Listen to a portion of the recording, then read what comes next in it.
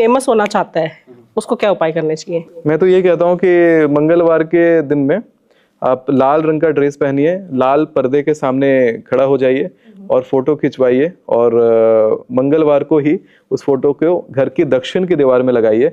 बड़ा सा फोटो होना चाहिए वो। और अंगद जो देवता हैं, अंगद भगवान का फोटो, जब वो रावण के महल में पैर जमा करके बैठे थे, तो वो जो अंगद का फोटो होता है, पैर का फोटो, उसको अपने घर के पूजा घर में लगाइए और 40 दिवसीय एक साधना करिए।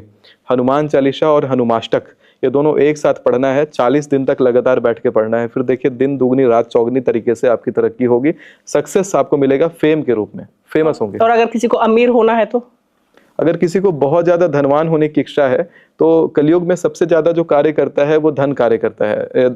कलयुग में जो सबसे ज्यादा कार्य करता है वो दान का कार्य होता है। आप पूजा पाठ से जो नहीं कमा सकते उतना आप दान करने से कमाएंगे।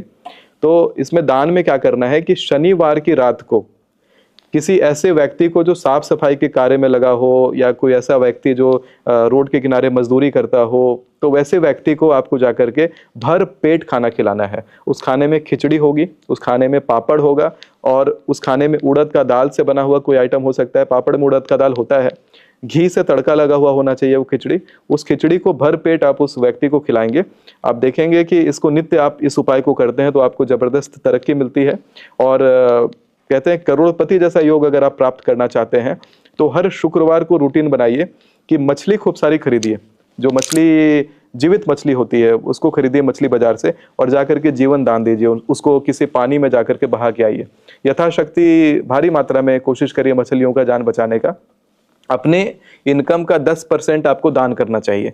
शिव पुराण के वायव्य संहिता में वर्णन आता है कि दशांशम ही देयम ही पापस्य सूधये, यानी कि दशांश दान कर देना चाहिए। यानी 10% शास्त्र कहता है, 1% खुद भी करिए, 11% आप निकालिए आपके प्रॉफिट में कितना हुआ है टोटल, और उस प्रॉफिट से 11% दान निकालिए और जाकर के आप मछलियों को जीवन दान दीजिए या फिर किसी भी धर्म कार्य में उस पैसे को लगाइए।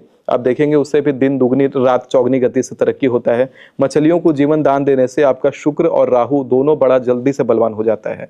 ध्यान रहे कि नॉनवेज नहीं खाना है। आप कोई भी साधना विधि का प्रयोग करना चाहते हैं अपने ऊपर, आप चाहते हैं कि वो कार्य करे और वो सात्विक साधना है, नॉनवेज नहीं खाना है। एक बूंद भी शराब का आपके मुंह में नहीं पड़ना चाहिए। वो जैसे ही पड़ेगा आपकी ऊर्जा तामसिक हो जाएगी और जो शक्ति आपने अर्जित करी है वो तुरंत खत्म हो जाएगी। इंटेंशनली आपके मुंह में नहीं जाना चाहिए। अगर कोई जबरदस्ती डाल दे अगर आपका साधना तोड़ने के लिए तो बात अलग है, वो नहीं मान्य होता है। लेकिन इंटेंशनली आपकी इच्छा है और आपने खुद ले लिया